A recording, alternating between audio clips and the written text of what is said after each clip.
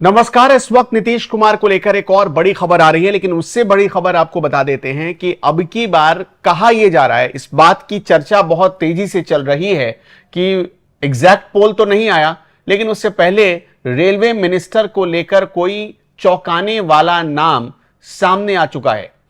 Railway minister कौन होगा, जब यह फैसला होगा तो शायद आपको थोड़ी हैरानी हो सकती है। इस बात की चर्चा क्यों तेजी से चल रही है?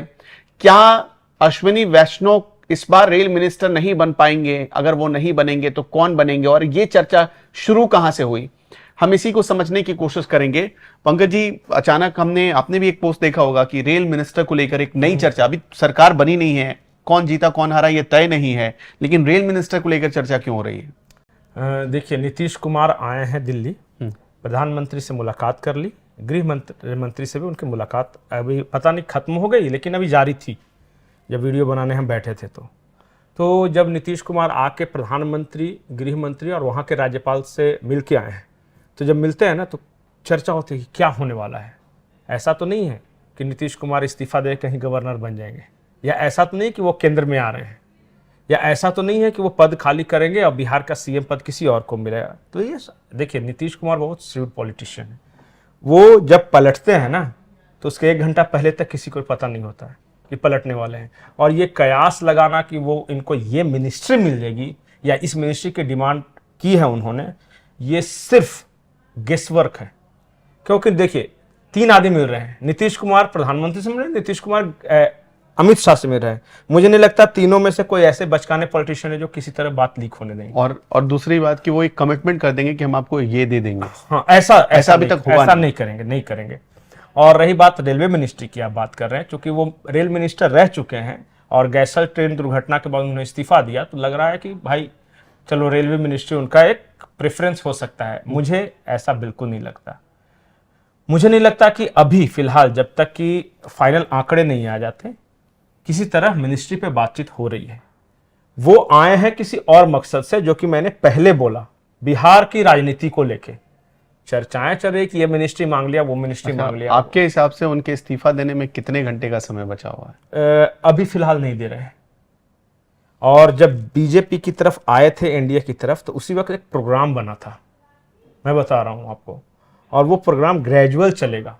वो ऐसा नहीं है कि तुक्के से इस्तीफा दे देगा, कोई नए को बैठा लेंगे और कहीं बैकफायर कर गया तो। क्योंकि नीतीश कुमार का अपना वोट बैंक है, जो भी आप परसेंटेज डिफर कर सकते हैं, लेकिन है तो कम से कम कहीं वो वोट बैंक बिदक के आरजेडी की तरफ चल गया तो बहुत कैलकुलेटिव मूव होगा, एक एक करके।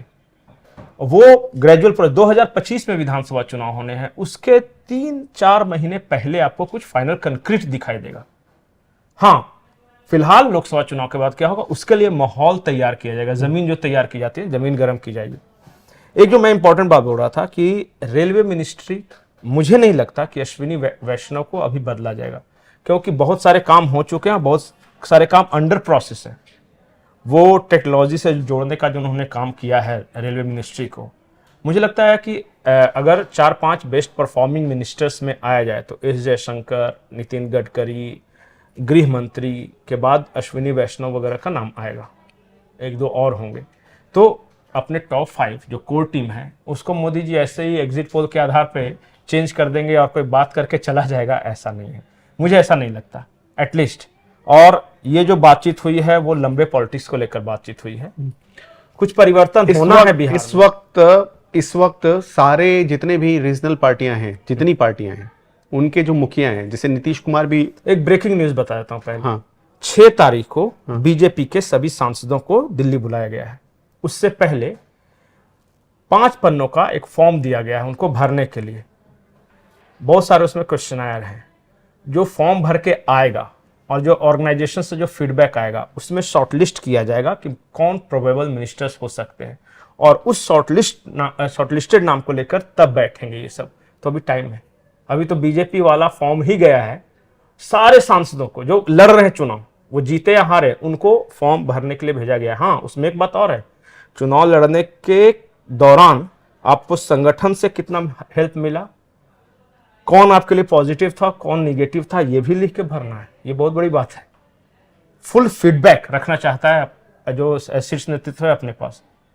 तो वो 5 पन्नों का फॉर्म हो सकता है कि सार्वजनिक हो, मैं तो नहीं करूंगा, लेकिन भेजा गया है सभी प्रत्याशियों को, भाजपा के प्रत्याशियों को। ये सब हो जाएगा, पहले फिर बीजेपी का शॉर्ट आउट होगा, तब सहयोगी दलों से बातचीत की जाएगी एक एक करके सबसे, तब होगा। उसमें है समय। तो क्या ये जो कयास चल रहा है कि नीतीश कुमार अब की बार मोदी मिनिस्ट्री में शामिल हो सकते हैं? देखिए, कयास को कौन रोक सकता है? मुझे जहां तक लगता है कि नीतीश कुमार खुद नहीं शामिल होंगे, वो अपने किसी आदमी को मंत्री बनाएंगे। जैसे एक बार आरसीपी सिंह को बनाया, एक बार चर्चा ललन सिंह की बड़ी जोर से चली थी, उसी दौरान चली थी। हाँ, उसी दौरान चली थी। तो अभी तक तो ऐसी किस तरह की क्यूरियोसिटी नीतीश कुमार ने दिखाई नहीं। बाद में आरसीपी सिंह के बनने की वजह से ही नाराजगी हो हाँ, गई, वो वहीं से जो पूरी शुरू हुआ। कहानी सबको बिहार में पता है। तो नीतीश कुमार भी काफी मैच्योर हैं, अमित शाह मैच्योर हैं, मोदी मैच्योर है, तो इसलिए गेस वर्क करने दीजिए कि रेलवे मिनिस्टर बन जाएंगे तो फाइनेंस मिल जाएगा, ये सब बेकार की बात है। इसका मतलब ये है कि नीतीश कुमार अभी अगले कुछ महीनों तक बिहार के मुख्यमंत्री रहने वाले हैं, और बिहार में अगर अभी कोई फिलहाल तो रहेंगे। बड़ा उलटफेर भी होगा तो चुनाव से 3-4 महीने पहले देखने को मिल सकता है, जो अभी तक जानकारी सामने आ रही है उसके मुताबिक। शुक्रिया हमारे साथ जुड़ने के लिए। आपके हिसाब से क्या मुख्यमंत्री नीतीश कुमार को बिहार में मुख्यमंत्री की कुर्सी छोड़नी चाहिए या नहीं छोड़नी चाहिए? और अगर नीतीश कुमार मुख्यमंत्री की कुर्सी छोड़ते हैं तो कौन अगला मुख्यमंत्री बने? कमेंट बॉक्स में बताइए।